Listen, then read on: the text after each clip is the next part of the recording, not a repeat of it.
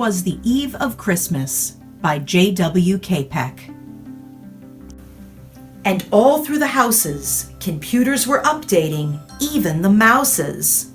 Home office lights blinked, diodes were glowing, errors and corrections were constantly showing. The ghost of Steve Jobs came to change all the settings while MS updated its operating system. Frivolous macros, silly keys programmed, security apps bypassed, media crammed. Now desktop, now laptop, now tablet or pad, cyberspace tweaked all the programs it had. Now watches, now sentries, now speakers and phones, all conspired to crash all office homes. The monitors were flashing their screens in HD.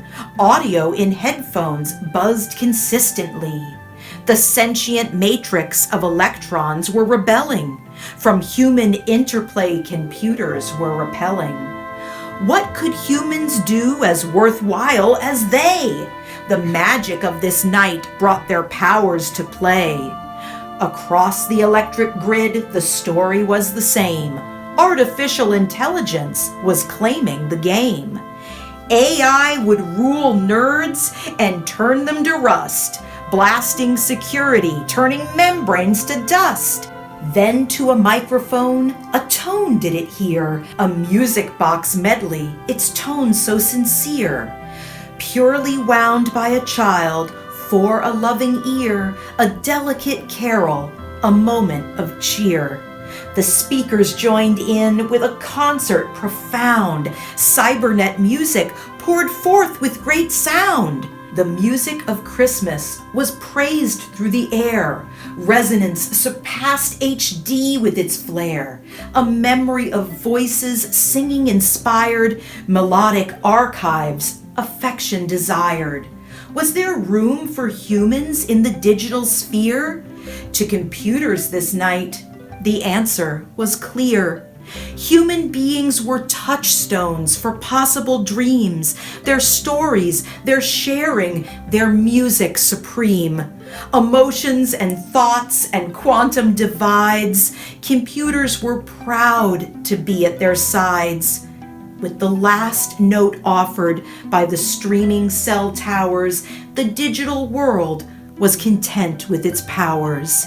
Digitally speaking, Merry Christmas to you. Logging off, Happy Holidays, and Good New Year's too.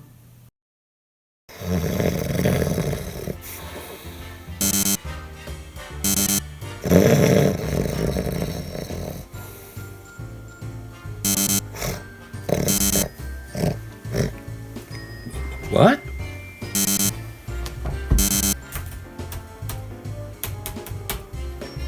What? A virus? Rudolph! I think a computer virus just deleted my naughty and nice list. Come here, I need help. Rudolph? Rudolph? Rudolph! Oh, that's right. Rudolph went to the elf open mic night tonight. Dang it, I'm gonna have to try to fix this myself. Me and my fat little fingers.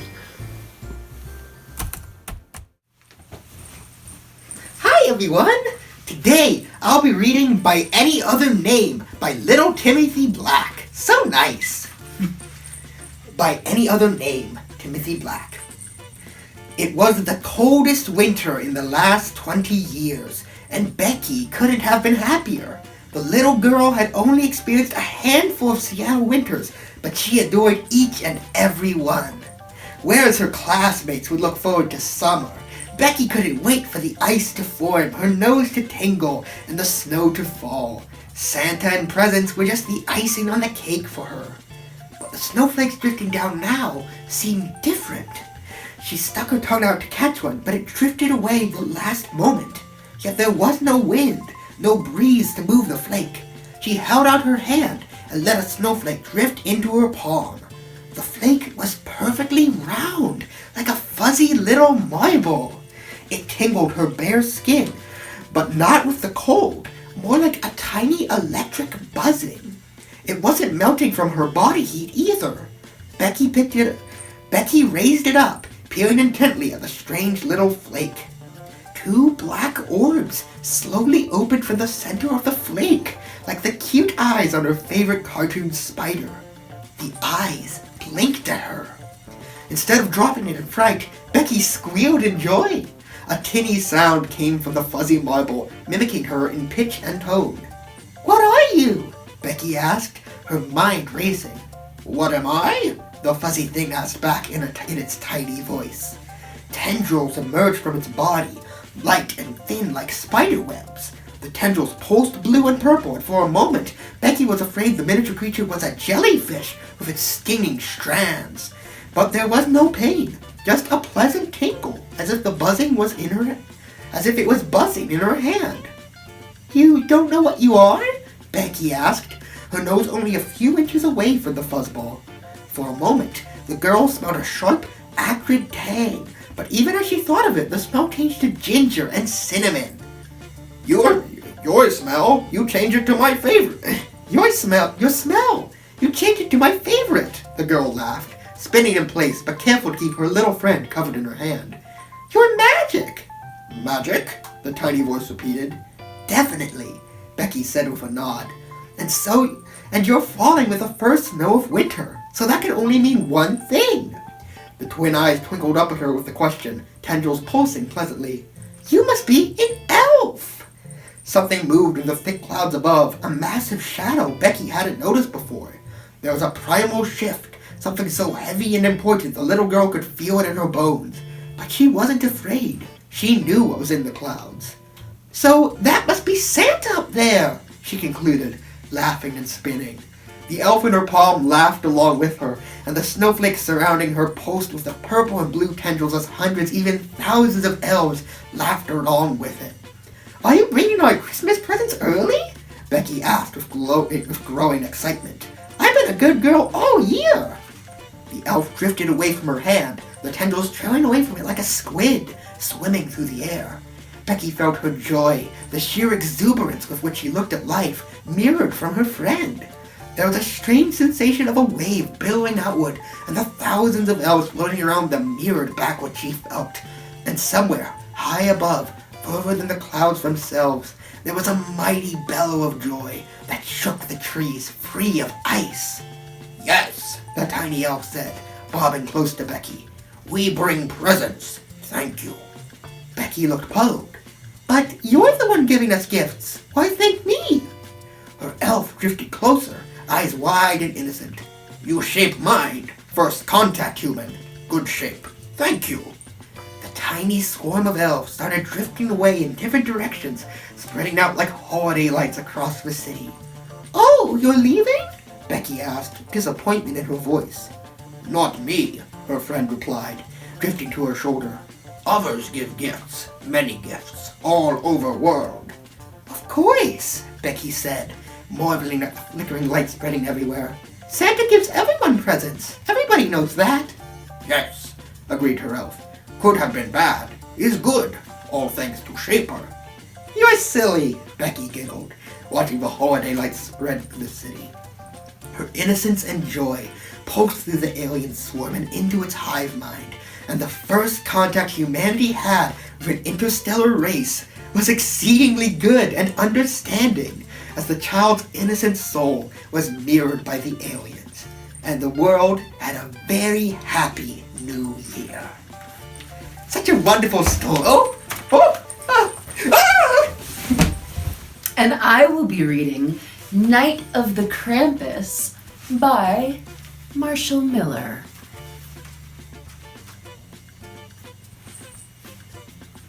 Little Jonah Johnson was on a mission this Christmas Eve.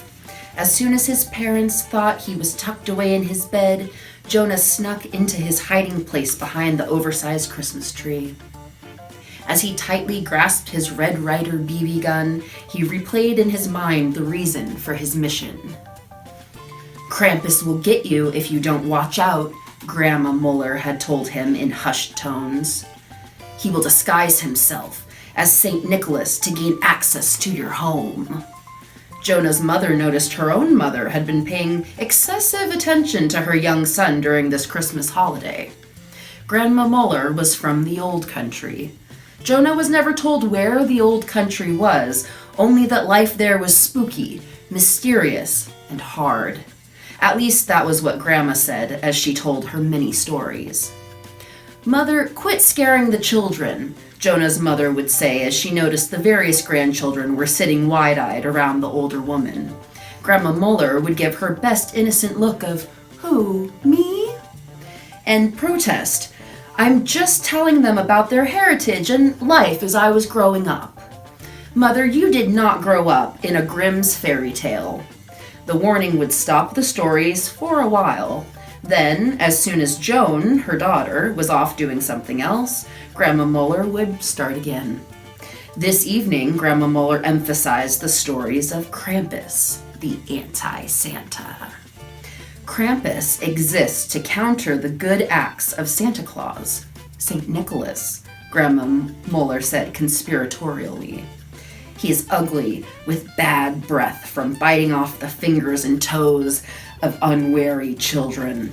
Krampus especially likes to steal presents and goodies from the stockings of the good children and leave coal behind. "I thought only naughty children had coal put in their stockings," Jonah said in a near whisper. Grandma Muller caught herself, about to laugh aloud, then bent closer to her grandson. "Krampus punishes, steals, and hurts because he enjoys it. Being a good boy has nothing to do with it." "So, Grandma, he sneaks in. Krampus often dresses like your Santa to gain entry. No need to sneak." Grandma Muller shoved her face toward her grandson and stopped inches away. "Krampus is evil. He does evil things because that is what he enjoys."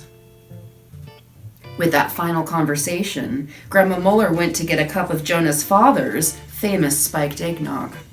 Jonah ruminated on all that his grandmother had said. Krampus was a threat to Christmas. More importantly, Krampus was a threat to his family.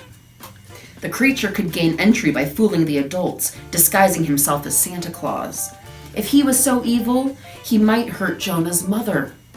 At the same time, Jonah knew adults would not acknowledge his concerns. After all, Grandma was just spinning tales.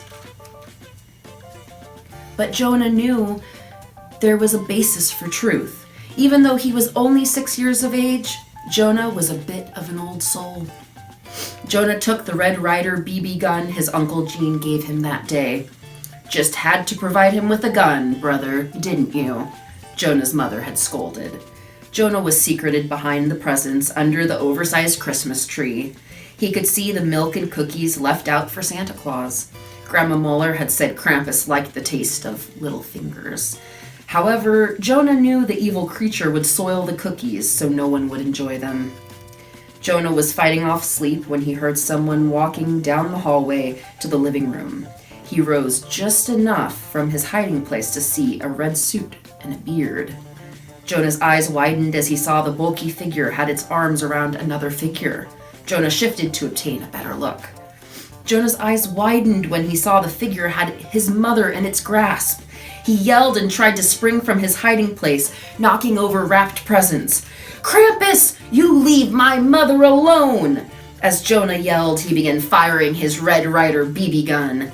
The red-clothed figure yelped and cursed. Then Jonah's mother yelled out, "Jonah! Why are you shooting your father?"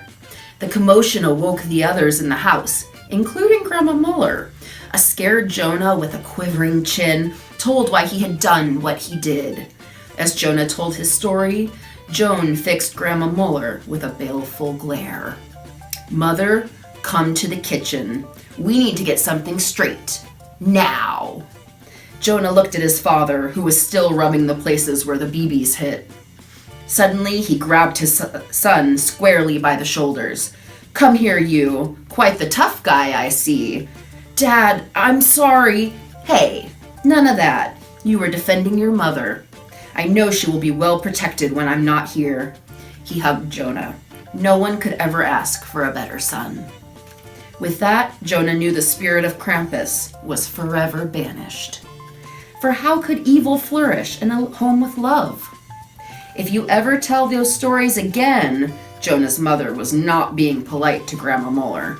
He felt a pang of regret for what he had caused. After all, he liked Grandma Muller's stories. But maybe they were more suited for Halloween.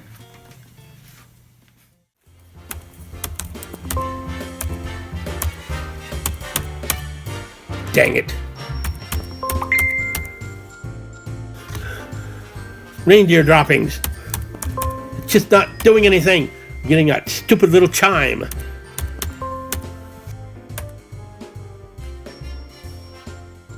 Dang it, how do you beat a virus? Alright, you guys, this next one is from the super nice Michelle Lee. It's called A Christmas Recipe by Michelle Lee. It had to be one of my favorite places in the world. My nanny's kitchen with her, my grandpa, and my uncle. Nanny was the Italian word for grandma, and that was our name for her. It was cramped because it was a small space, but it didn't bother me in the slightest. Nanny was making Christmas cookies, just as she had been for all the years of my life and my parents' lives. It didn't matter that she was 93 years old. Nothing would stop her from doing what she'd always done. It was her routine. It made her happy, it was fun, and it was tradition. Today was for the cookies only, not the fried bread.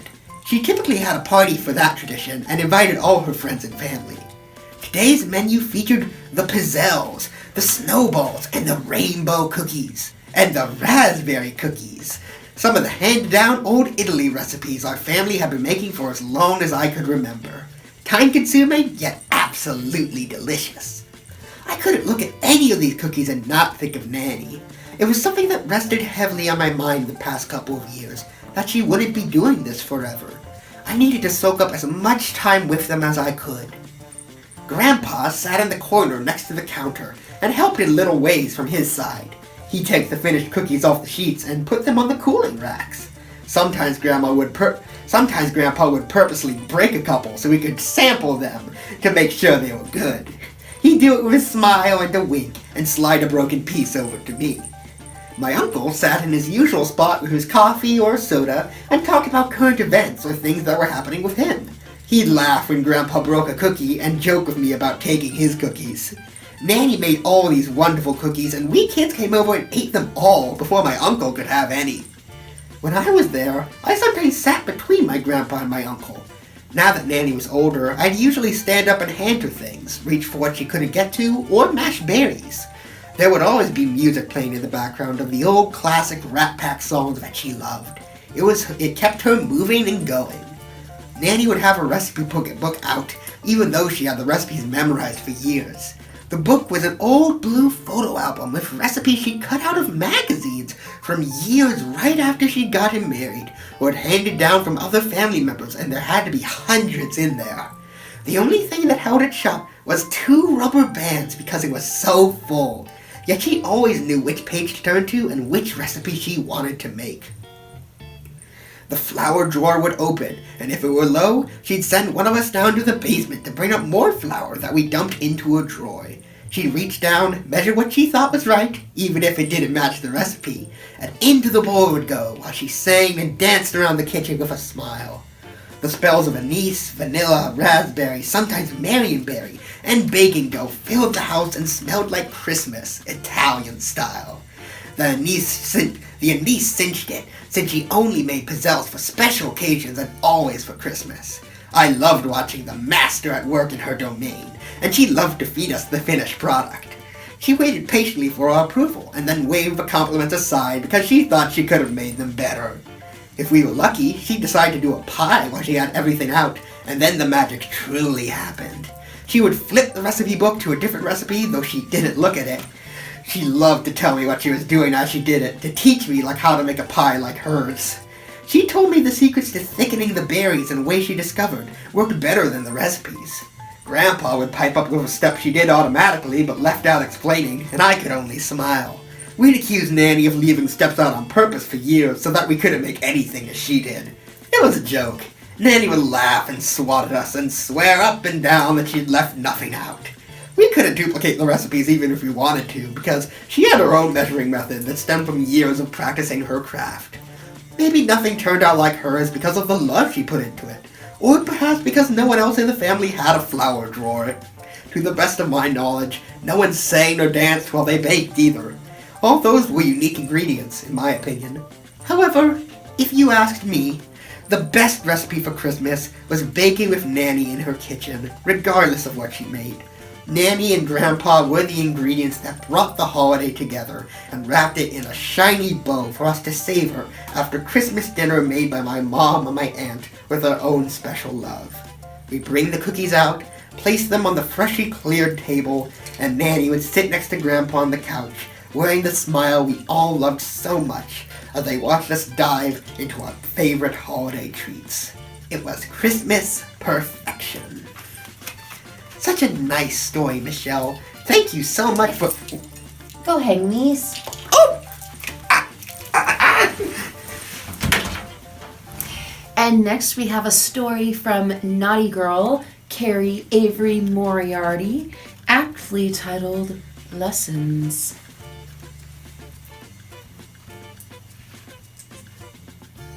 But I want it, Maverick shouted. This is a gift for Ivy, his mother said. Why does she get it? You have plenty of gifts, the mother said. This one is for your sister. But that's enough, his father said. You need to be thankful for what you get and not take your sister's gifts. She's stupid anyway, he cried, stomping off to his room. He's getting worse, I said, looking into my little ball. How so? My supervisor asked. Nothing he gets is enough, I replied. He simply wants everything, doesn't want to share, and won't accept that there is enough to go around. When is this? Last year, I said. I need to make the decision today in order to put him on the naughty list. Do it, he said. I'll back you up, especially after last year's issues. He's like this for her birthdays as well, I added. All the more reason to put him on the list, he said. I pushed my button to add him to the naughty list, then added the information I had into the system. Santa never liked us to put kids on the naughty list if we could help it, but this had been going on since his little sister had been born. He'd had plenty of chances, and if we didn't put a stop to it soon, he would get out of control. Christmas morning. Where are my gifts? Maverick whined. Let's look, his mother said, pulling out several boxes that were labeled for Ivy. Finally, she found a small box near the back of the tree with his name on it. He snatched it from her hands and went to the couch, ripping off the paper and the ribbons. Ack, he screeched, tossing the box onto the ground. What is it? His father asked, having just come into the living room. It's just a rock, Maverick said. Where's the rest of the gifts for me? His mother looked to his father, a mixture of fear and confusion on her face. Maybe you don't get anything this year, his father said. That's not fair, the boy shouted.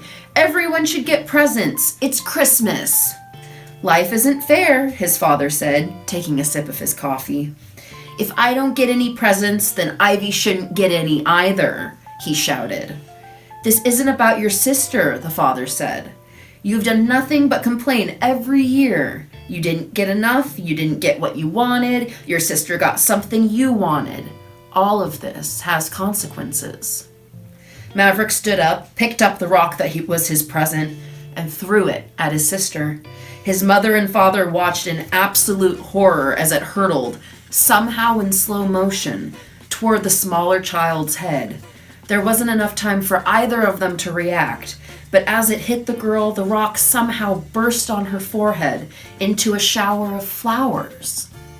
The girl giggled as she watched the petals fall onto the ground around her. Shocked, Maverick just stood there, unable to say or do anything. Nicely done, my supervisor said to me as we watched the interaction. I thought so, I replied. Maybe he'll learn that kindness will give him more than being a rotten little kid. I sure hope so, he said. Make sure you keep an eye on him throughout the next year, just in case he decides he needs to return to his awful ways.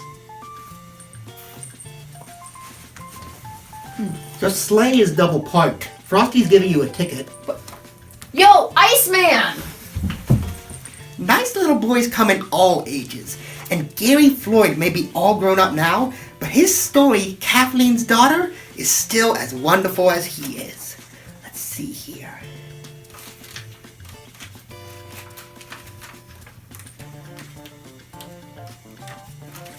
Here we are, page 73, Kathleen's Daughter by Gary Floyd. As an aspiring and struggling young singer and musician, I played in as many taverns, restaurants, and coffee houses as would have me. These gigs didn't always pay well. In fact, many of them didn't pay at all. But as a spirited 17-year-old, just put me in front of an audience with my guitar and I was a happy guy.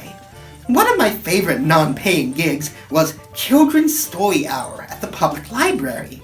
This intimate gathering of eager and enthusiastic little boys and girls provided some of my most appreciative and loyal fans. In fact, it was during our Saturday afternoon Christmas program that I first met Kathleen and her adorable 6-year-old daughter, Samantha. All smiles and a captivating bundle of energy, the little girl insisted that she and her mom sit right up front. I could see that Samantha's eyes were absolutely riveted to my guitar as I began to go through my special younger crowd set list. These tunes consisted of old folk songs I'd heard somewhere in my travels, with a couple of Christmas favorites thrown in for good measure.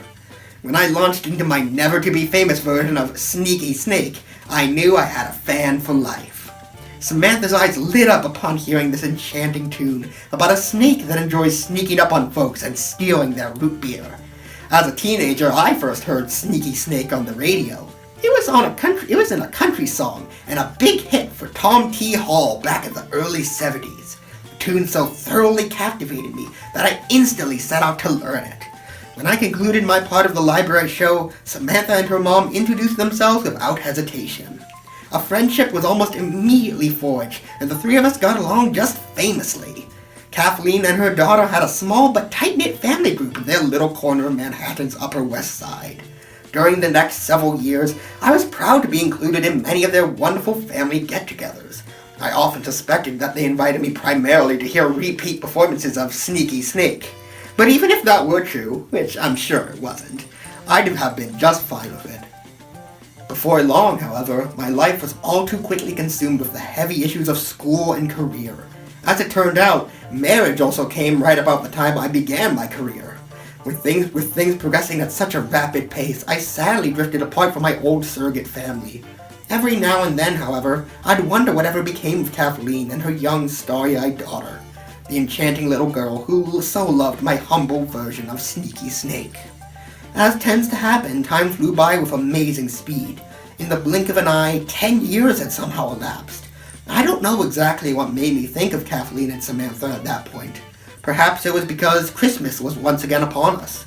Maybe it was the fact that my marriage had recently ended and I was feeling at a loss for family. Possibly it was a powerful combination of both. As fate would have it, however, I just happened to be in Manhattan on the Saturday afternoon right before Christmas. I remember the old apartment on the Upper West Side. My heart was racing as I walked up to the door and anxiously rang the buzzer. As luck would have it, the two were at home. Kathleen's eyes lit up when she saw me, and her face immediately broke into a tremendous smile. Astonished to see me on her doorstep after all these years, we hugged as if no time had passed at all. In the living room, we caught up on the last 10 years and talked about old times. After about 15 minutes or so, an attractive adolescent gal suddenly entered the room. That starry-eyed 6-year-old was now a 16-year-old young lady. I wouldn't have recognized her if we had passed on the street. Without any introduction, Samantha walked right up to me and said, "Do you remember that song you sang to me about the snake?" At that moment, I was absolutely flabbergasted. I hadn't thought about that in eons. When it suddenly all came back to me, I was overcome with emotion. Now practically on the verge of adulthood, Samantha had remembered that song after all these years. So much so that it was the first thing she said to me that afternoon. The thought nearly brought me to tears. I replied, "Sure, I remember it. Who could ever forget Sneaky Snake?" You just never know what's going to take seed inside the mind of a child. I was thrilled that she loved the song, but I had no idea that it was going to mean the world to her. I had been dreading Christmas that year, but my brief reunion with Kathleen and Samantha provided the best Christmas gift I could possibly have been given. Such a nice story, Gary. Just a wonderful story. Thank you for sharing these stories in your head. They impounded your inner tube. What?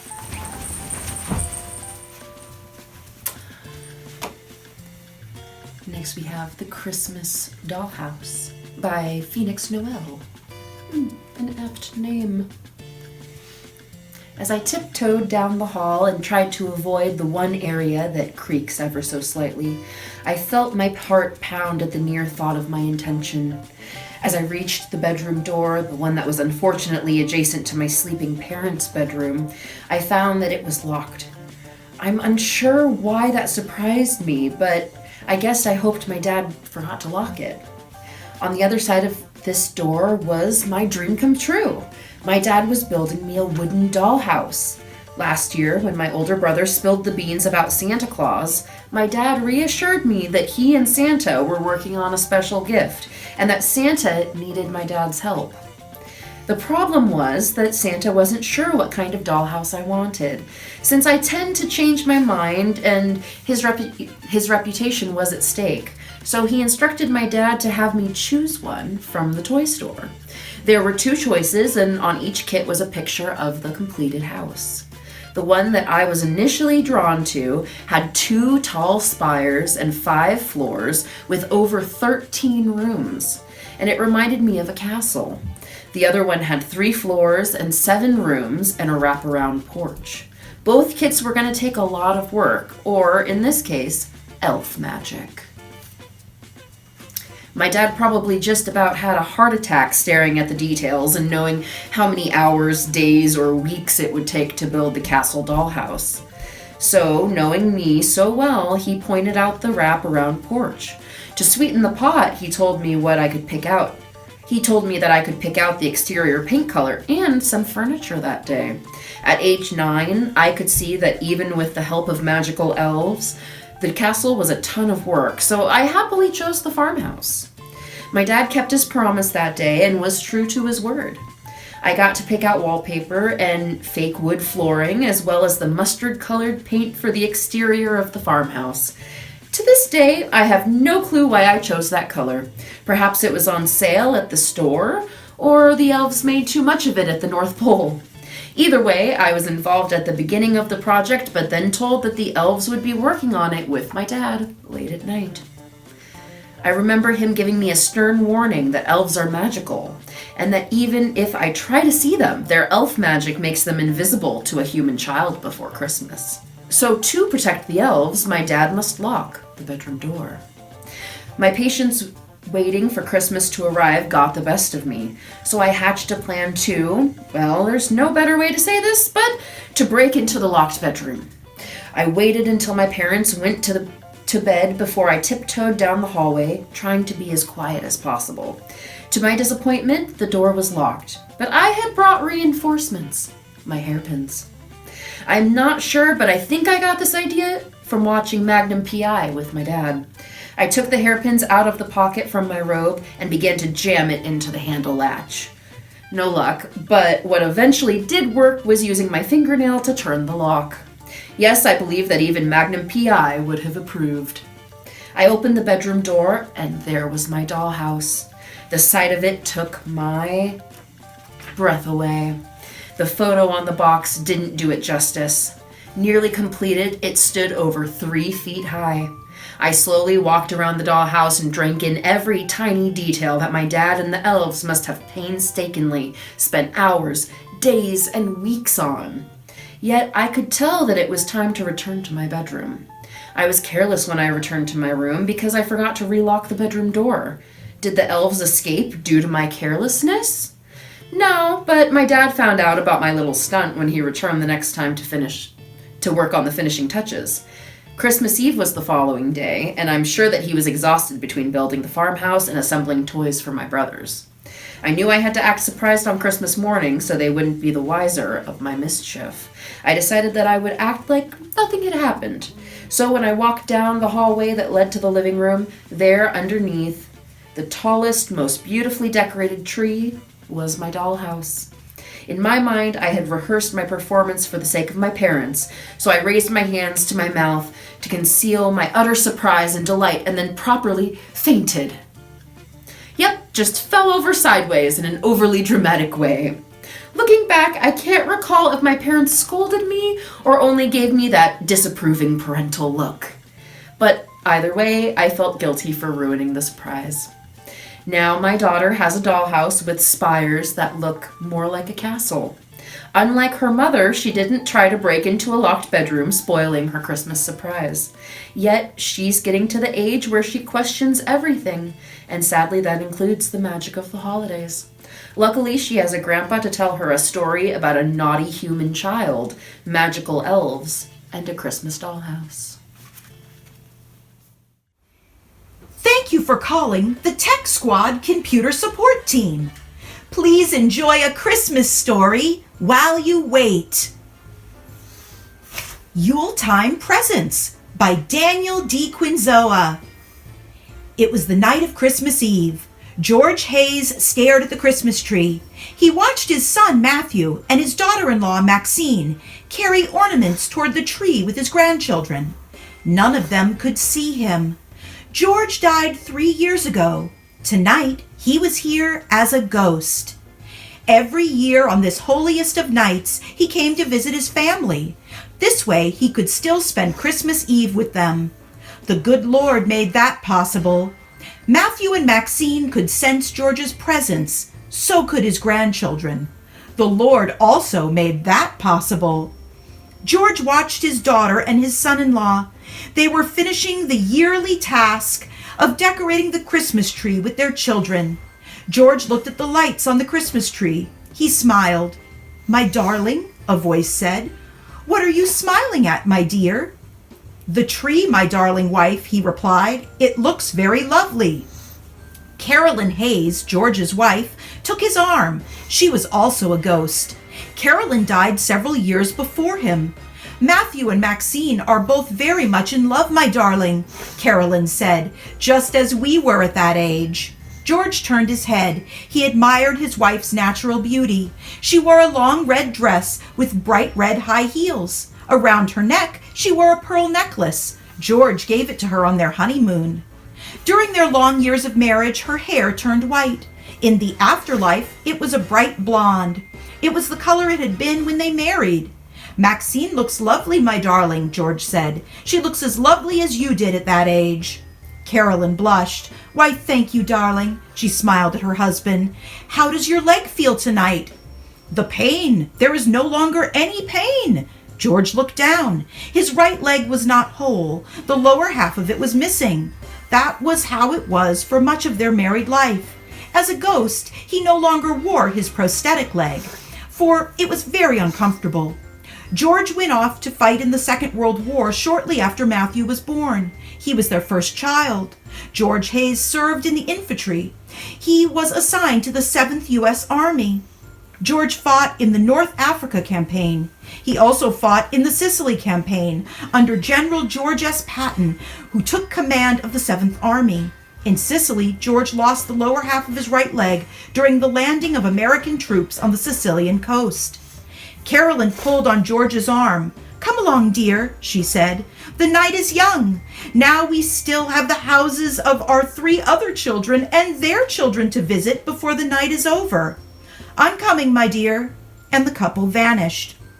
In the house, Matthew and Maxine continued putting the rest of the Christmas decorations on the Christmas tree with their children. As they did, they knew that George and Carolyn were watching over them. Thank you for waiting. I'm sorry, Tech Squad does not service the North Pole. Goodbye. What? All right, everyone. I think this one is one of my favorites. It's called The Christmas Bundle by super nice Diane M. McPhee. All right. The Christmas Bundle by Diane M. McPhee. It's the name of the story. It was the week before Christmas, and all 4 children were out of school.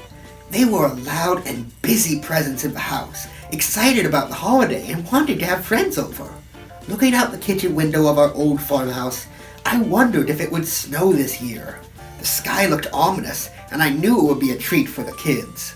Just as I was stirring the chocolate chips into the cookie batter, the phone rang. Hi, do you have a moment to talk? This was my friend Anne. She was not only my walking buddy, but also my contact for a little part-time job I did for her. Sure, what's up? Are you free for a Christmas package? My heart stopped. Now? During the holiday? I thought about all the traveling we were planning in a few days, going from one family to the other to deliver presents. And then there was the possibility of snow. When do you think it will happen? Tomorrow. Okay, of course. We'll be ready. I put the phone down and my head was spinning. I had several things to prepare.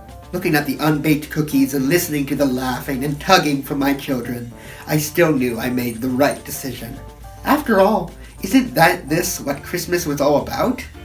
At 3 o'clock the following day, we were all lined up at the front door. Anne smiled as she walked slowly into the house and handed me the bundle. Merry Christmas, she said, as she handed me the tiny infant. You'll probably have her for a week. I nodded and looked down at the newborn's eyes staring up at me. She was beautiful. I did foster care for tiny babies who were waiting for their adoptive parents. This baby was one of many that passed through our doors over the years. This time, a perfect Christmas gift. And that was a true story.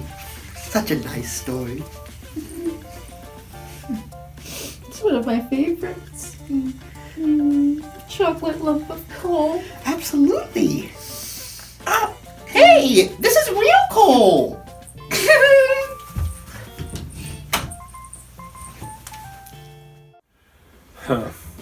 Well, I guess this year everyone's nice. Ho, ho, ho! Merry Christmas! Hello, this is Mark Miller of the Kitsap Literary Artists and Writers, and this has been our annual Christmas special for 2022. KLAW has been doing such shows like this with Bremerton Kitsap Access Television since 2016. So we try to work every year to ensure that we have not only our normal interviews, but you also always have a Halloween and a Christmas show. We open up our activities for Kitsap Literary Artists and Writers to all types of creatives, artists, authors, writers, producers, editors, you name it. Anybody with a little bit of a creative soul in them. We would like to have them come and work with us in some of our venues and activities. We have had a presence at both the Kitsap County Fair and the Blackberry Festival in Bremerton, Washington, every year since about 2016. We plan on continuing that in the future. We are an organization, we do not charge dues. We strictly exist to help anybody who wants to come in and learn and learn from our mistakes, literally, as to how they want to put out their artistic endeavors to the public. Because of that, we always have, or strive to have, 2 meetings every month on the first and third Wednesdays. We have it at Sparrow's Pizza on Kitsap Way in Bremerton, Washington. Meetings usually start around 7 o'clock. I usually try to get there earlier, especially during these winter months when driving gets dark and stuff. So if anybody wants to come, I'm usually there about 5:30 or so, but the official meeting time that starts is at 7 o'clock. We always meet in the back, and we always have some tables to ourselves and things, and therefore people can come and we can discuss whatever type of artistic endeavor they're doing. When we have other venues and stuff and things, of course, those type of venues, we are there for the artists to present their wares to the general public. Shows like this, after we film it through Bremerton Kitsap Access Television, are broadcast at Wave Cable Astound and Comcast. Wave Cable Astound is on Channel 3, and at Comcast is Channel 12. Our time slot was renewed for this year for 6 o'clock on Saturdays. If you have trouble or you don't have cable, you can also look up the shows on bcat.org, or my publisher, Blue Forge Press, who is assisting me in presenting this Christmas show, is also ensures that our shows are uploaded on a separate channel on YouTube. So if you look up Kitsap Literary Arts and Writers or Blue Forge Group /film or press, you should be able to find that on the YouTube, find a separate channel onto YouTube. So hopefully, once again, you've enjoyed this Christmas show. Please watch for future shows and also for future activities of Kitsap Literary Artists and Writers in our endeavor. We're having some other venues planned starting in January of this next year, 2023. We're very happy that a lot of the former virus restrictions have been relaxed, so that now it's much easier for us to interact with the public. Thus, I want to also once again really thank the Bremerton Kitsap Access staff, because they're the ones that helped us get this whole show rolling in 2016.